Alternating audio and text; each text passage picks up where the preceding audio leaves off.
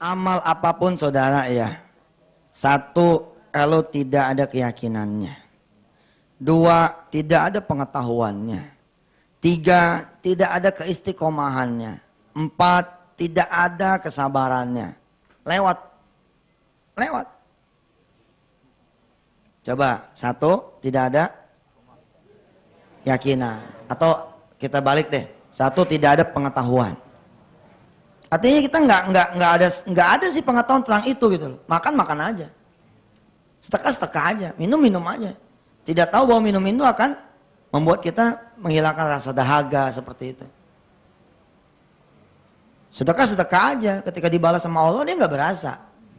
Pengetahuan. Yang kedua, keyakinan. Yang ketiga, keistiqomahan. Yang keempat, kesabaran. Ini harus punya nih. Yang terakhir, yang kelima, baik sangka. Baik sangka mau Gusti Allah gitu. Nah bicara keyakinan di semua fadilah, di semua amal. Kadang-kadang saya ketemu ya sama orang yang bodoh gitu. Aduh subhanallah, alhamdulillah, wala ilaha illallah, astagfirullah. Bukan berarti saya menyangka ada orang yang datang ke saya bodoh, enggak. Kadang-kadang makin pinter ya, makin berpangkat, nanyanya makin panjang. Tapi kalau ada orang ya yang deso itu yang ya pokoknya mah bagaimana kata ustadz itu biasanya jadi. Assalamualaikum ustadz, waalaikumsalam. Ustadz ini istri saya, kami sudah 8-9 tahun belum punya anak keturunan. Terus kita bilang sama dia, ya udah Haji, ente cari 40 orang miskin, terus kasih makan di 40 hari yang berbeda, ya di siang hari. Baik Ustadz, assalamualaikum, waalaikumsalam, segitu dong.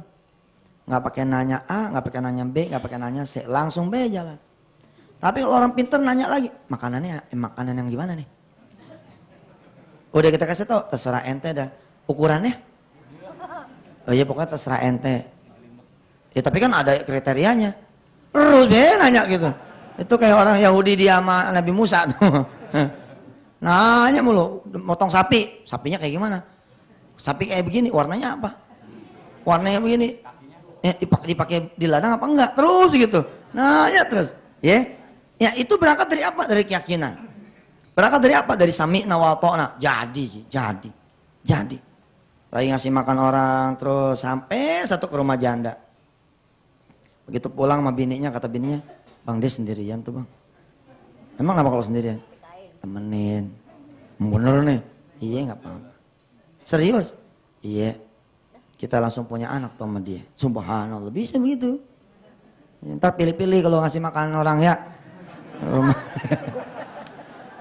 Ih, terinspirasi nih kayaknya nih. Beneran 40 orang. Sami'na wa ta'na, jalan. Tapi ada orang-orang yang gak sami'na wa ta'na, banyak nanyanya, gak ada yakinnya lagi. Udah 40 hari lewat, kemudian datang. Udah 40 hari, Ustaz. Belum ada tanda-tandanya. Ente kapan terakhir kali hubungan dengan istri?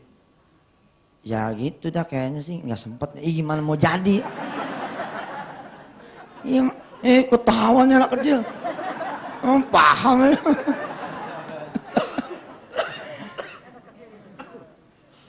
Di salawat misalkan, di Allahumma sholli ala sayyidina Muhammad. Ini kan biker semuanya ya, rata-rata motoris nih ya.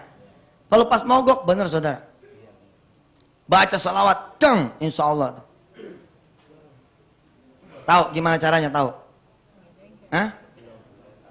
Gimana caranya supaya dengan baca salawat tuh motor bisa jalan lagi? Salawat.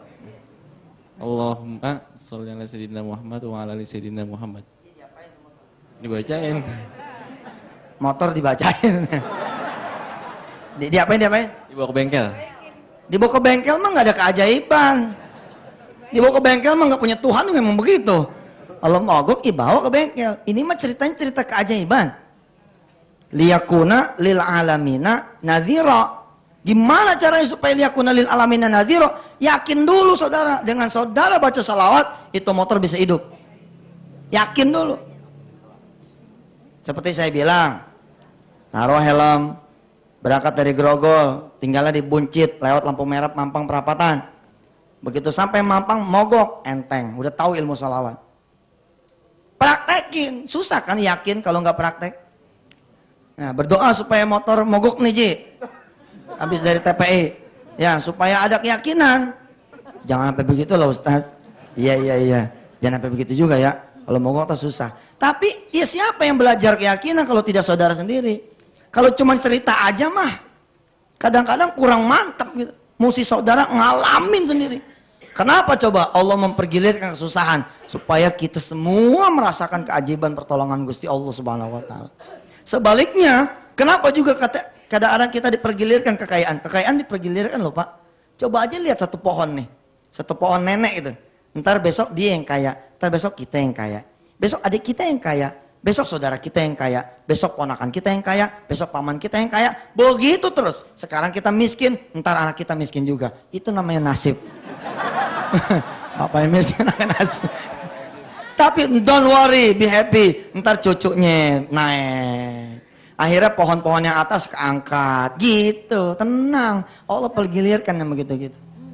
Tapi belajarlah keyakinan. Saya kemarin punya utang ya. Tentang menjawab, boleh nggak zakat diberikan kepada orang-orang yang mau pergi haji. Alhamdulillah saya nanya. Kalau saya nggak nanya, saya nggak belajar. Minimal walaupun saya tahu, tapi dengan bertanya kepada guru, itu dapat fadilah. Apa? Fadilah silaturahim sama guru. Fadilah apa lagi? Fadilah ta'lim. Fadilah apa lagi? Fadilah tawadu. Fadilah apa lagi? Fadilah memberikan kesempatan guru ngajar. Fadilah apa lagi? Dengan guru buka kitab, yang bikin kitab dapat. Fadilah apa lagi? Yang nyetak tuh kitab dapat. Banyak pahalanya. Alhamdulillah itu juga menandakan kita tidak sendirian dalam beramal soleh. Yang ini kayak begini nih ya. Saya ceramah, apa bisa saya sendirian? Saya setelin kamera sendiri, ya. Hah? Kemudian saya ceramah sendiri, nggak ada orang. Insya Allah tuh disebutnya latihan, ya. Latihan dai TPI. Itu latihan begitu depan kaca. Ustadz Albar zaman dulu gitu, ya. Saking apa namanya? Pengennya sebagian orang ya latihan, disebutnya latihan. Baik, ini jawaban dari Kiai Haji Masyuri Baydawi dari pesantren Darussalam di Eretan. Sebenarnya banyak faksimil masuk. Alhamdulillah, terima kasih pada para ulama, para kiai, para asatiz. Ada juga dari salah seorang Habib yang mengirimkan jawaban membantu saya untuk jawaban di persoalan fikih. Saya udah janji sama Allah karena saya bodoh, saya takut. Kalau pertanyaan fikih mah lebih baik saya bertanya sama yang lebih mengerti. Jawaban-jawaban yang lainnya saya akan coba bukukan di buku kecil. Ini jawaban dari Kiai Masyuri khusus. Disebut di dalam Fiqhul Islam, ya, maksudnya Al-Fiqhul Islami wa Adillatuh. Juz 3 halaman 1949 dan seterusnya. Tentang siapa-siapa yang berhak menerima zakat. Sampai halaman 1957. 3 baris dari bawah, wih subhanallah, lengkap banget ya. Dari hal itu disebutkan menurut Hambali dan sebagian Hanafi bahwa haji itu termasuk fisabilillah. Maka boleh diberikan zakat bagi orang yang mau pergi haji. Maksudnya kita punya duit nih, tapi gede, misalkan 100 juta, itu kan cukup buat memberangkatkan 3 orang haji, boleh. Karena ada riwayat dari Abu Daud dari Ibnu Abbas. Ada seseorang yang punya unta disiapkan untuk berjuang fisabilillah. Tetapi istrinya mau berangkat haji.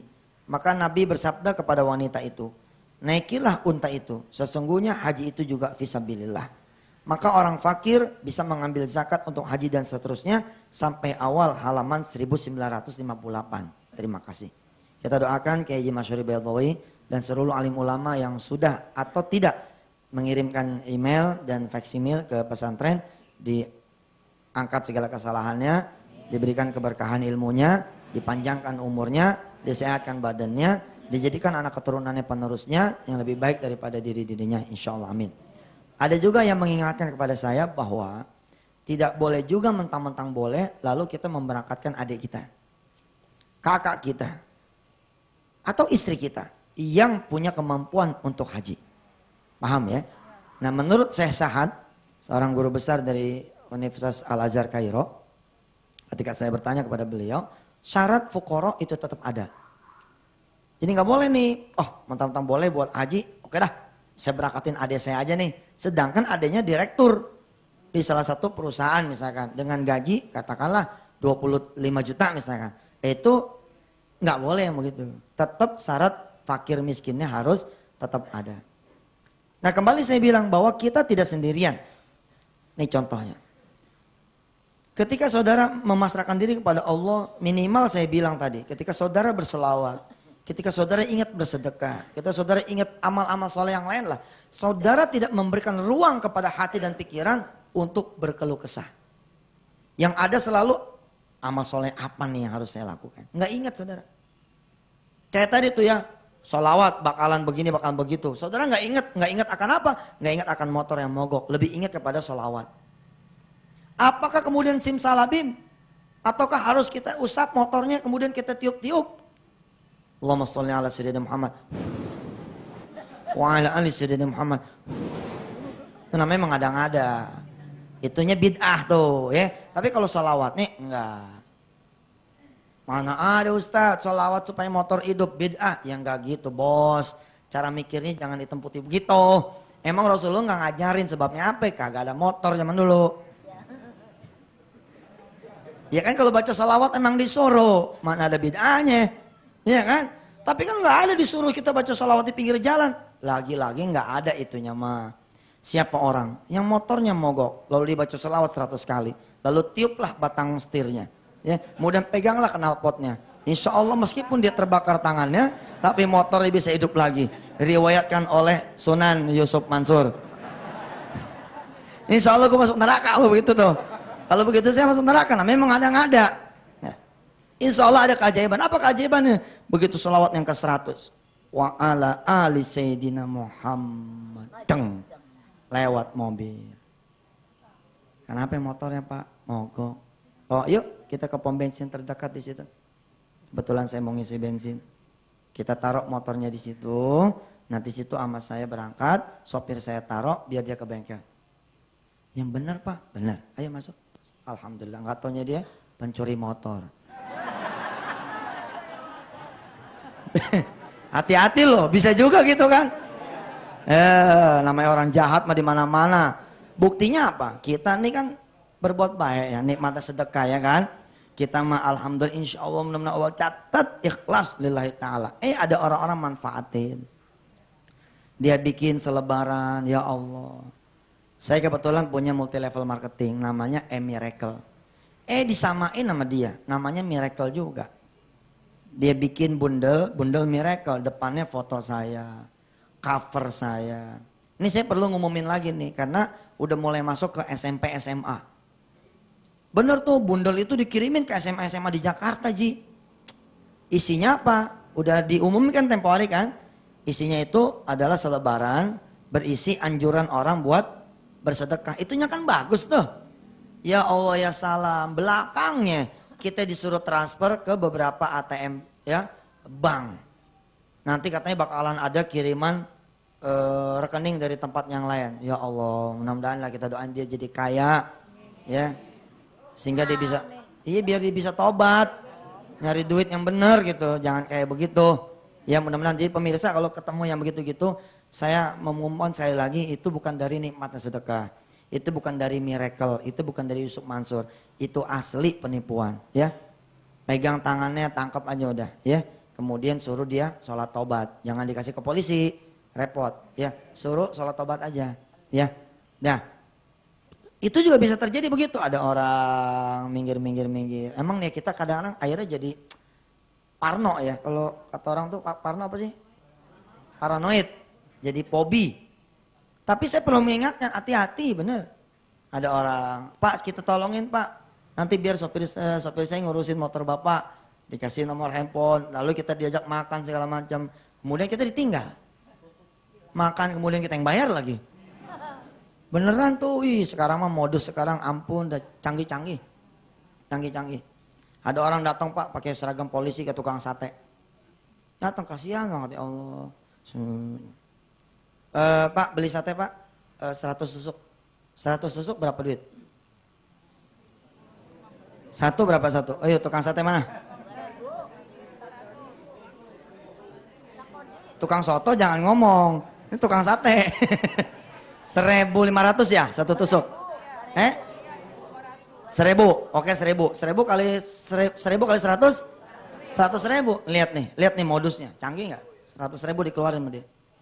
Nih beli sate 100.000. Tambahin lagi deh. Tambahin kira-kira 20 tusuk. Jadi 120. Duitnya 50. Masih ngipasin nih tukang sate. Terus dia bilang kembalian 30 buat ente. Tapi anterin ya ke polsek anu gitu. Disebut nih polseknya. Polsek deket. Dia udah pakai seragam. Tapi begitu di motor ada telepon masuk. Terus dia ngomong, baik dan. Siap dan. Laksanakan. Siap. Tutup. Pak maaf Pak, komandan saya ini ada keperluan sedikit. Bisa gak minjem sebentar? 2 juta. Ada Pak. Nanti ambil di kantor sekalian nganterin sate. Ini mah tukang sate mah karena udah dilebihin 30 ya enggak? Diambilin beli duit 2 juta. Dikasih nih ke petugas gadungan. Udah gitu jalan. Ya tukang sate si bodoh sing tulus, sing ikhlas, sing polos nganterin nih sate. Assalamualaikum Pak. Waalaikumsalam. Wih, udah sate gitu. Tukang sate bingung. Maaf, ditungguin aja. Kenapa Pak? Nungguin apaan? Ya duitnya Pak. Duit apaan? Lah yang nganterin sate kan situ. Tadi katanya komandan Bapak minjem sama saya 2 juta. Tadi saya kasih 2 juta. Ya Allah, korban penipuan. Saya kan kadang-kadang suka gelar sorban ya. Begini nih, kalau habis ceramah ya. Nih, sorban kosong. Silakan yang pada mau jodoh. Nih, ini sorban-sorban ajaib. Ya, saya taruh di sini ya. Nah, ini sorban, bukan sorban yang datengin saudara, tapi saudara datengin sorban. Sebagai gambaran, jangan saudara yang didatengin orang miskin, tapi saudara yang mendatangi orang miskin. Ayo kita berselawat kepada Rasulullah SAW, pada Allah agar Allah mengirimkan selawat kepada baginda Muhammad SAW. Kemudian semua maju ke depan sambil beristighfar dan bersedekahlah. Ada Pak copet maju juga tuh. Yang lain sibuk sedekah, dia sibuk ngambilin handphone orang. Ada aja ya Allah ya salam. Bener dah, pinter-pinter orang sekarang. Ya. Nah tapi insya Allah keajaiban itu juga ada. Ya jangan jadi parno nih, udah saya ngomong begitu hati-hati bener. Ini bener mobil bapak, mana STNK-nya? Ya enggak gitu juga, semua lillahi ta'ala lah. Enggak bakalan ketemu penipu kalau kita kagak ada salahnya. Ustadz kemarin kecolongan tuh, Ustadz berarti ada salahnya? Iya. Sebagai seorang Ustadz, saya ada sholat subuh kesiangan. Ada. Lah, kan saya dibersihin sama Allah. Enggak akan ketemu sesuatu kecuali Allah menghendaki juga sesuatu. Tidak mesti sih kalau kita ada apa-apa itu mesti salah. Nah lihat tadi tuh, ketika seseorang bersolawat, kan bukan cerita sedekah tuh, cerita solawat. Ternyata kita nggak sendirian, Allah kirimin hamba Allah, negor kita. Ternyata motor kita diurusin sama sopirnya, kita diantar sampai rumah. Untuk memastikan bahwa dia bukan penipu, dia tungguin sampai supirnya kemudian datang. Setelah supirnya datang memastikan bahwa motor ini nyampe ke tangan kita, baru kemudian dia jalan. Bahkan kemudian karena dia melihat rumah kita segitu-gitunya. Dia melihat ada anak kita yang sedang belajar Al-Quran. Dia melihat kita pun mengajarkan Al-Quran. Lalu dia kemudian meninggalkan sejumlah uang untuk kita. Subhanallah. Apakah ketemu kalau saudara merasa sendirian? Begini ya, saudara menghina Allah aja tuh saudara akan ditinggal sama Allah. Dan saudara kan sendirian nestapa. Begitu sampai mampang perapatan motor mogok, mulut saudara keluar yang tidak pantas kepada Allah Subhanahu wa taala. Memang sih tidak menghina langsung, tapi saudara bilang begini, ini motor nih. Enggak tahu buncit udah dekat apa? Pakai cerita mogok. Mana panas lagi. Kalau hujan mana hujan lagi. Pokoknya nggak ada bagusnya Allah gitu, nggak ada bagusnya. Padahal Allah udah menyelamatkan dia dari Grogol sampai Mampang. Akhirnya apa? Allah tinggal. Dia tuntut, nggak ada yang buka tuh bengkel. Sebenarnya mungkin bengkel-bengkel itu buka, tapi Allah ganti dengan daerah yang lain dari dunianya Allah Subhanahu wa taala sehingga seakan-akan tuh bengkel tutup semua, padahal tuh bengkel buka semua. Allah tinggal, kalau udah Allah tinggal sendirian, nestapa kita. Kita tidak sendiri, kita bersama Allah, kita bersama hamba-hambanya yang soleh. Masih pengen doa dari ibu saya? Udah siap pulpen dan kertasnya? Udah? Udah. Berarti ibu-ibu ini bawa pulpen ya? Mana coba lihat. Mana? Bukunya, Bu? Subhanallah. Ini namanya niat tuh. Lagi-lagi biar ke center TV. Wih deh, mana lihat? Wih. Terus. Ya, yang sana belum dapat TV, belum dapat kebagian. Geser, dikit. Coba tuh yang pakai emas, Yang pakai emas, turunin emas. Mata saya kalau ngeliat emas suka sepet. Bawaannya pengen nurunin aja gitu. Iya dah. Nanti abis ini kita coba baca doa dari ibu saya ya. Ini doa makbul, mustajab. Karena dapatnya dari saya punya ibu. Keberkahan Ananda kepada ibundanya, keberkahan ibu kepada anaknya, insya Allah Allah akan jabah buat saudara-saudara semua. Sampai ketemu lagi di segmen berikutnya. Tetaplah di nikmatnya sedekah. Alhamdulillah pemirsa, kita belajar doa dari ibu saya ya. Doa ini dipakai untuk semua keadaan. Artinya bapak-bapak yang sakit, ibu-ibu yang sakit, atau punya anak buandel yang gak ketulungan, punya anak lagi di rumah sakit, atau diri bapak juga punya utang, punya segala macam, dan keadaan yang pengen dirubah oleh Allah. Nih, zikir yang berikut ini atau doa yang berikut ini adalah dari ibu saya. Mudah-mudahan ini mendapatkan keberkahan, ibu saya mendapat pahalanya. Dan kalau ibu-ibu, bapak-bapak mau dapat pahalanya, ajarkan lagi kepada yang lain. Ustadz Albar, sini Ustadz. Minta tolong Ustadz. Ustadz Albar yang ngajarin sama jamaah semua. Silakan Ustadz. Doa yang mana Ustaz? Ya Fattah ya Razak. Ya Fattah ya Razak. Bismillahirrahmanirrahim.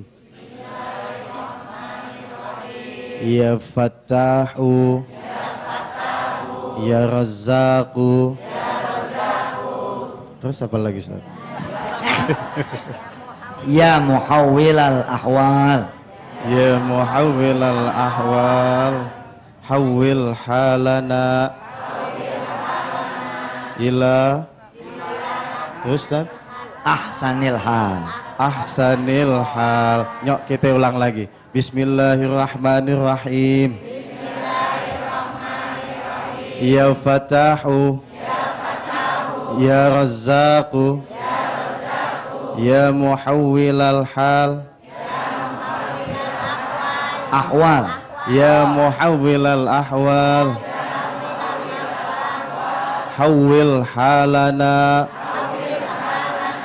ila Ahsanil hal. ahsanil hal.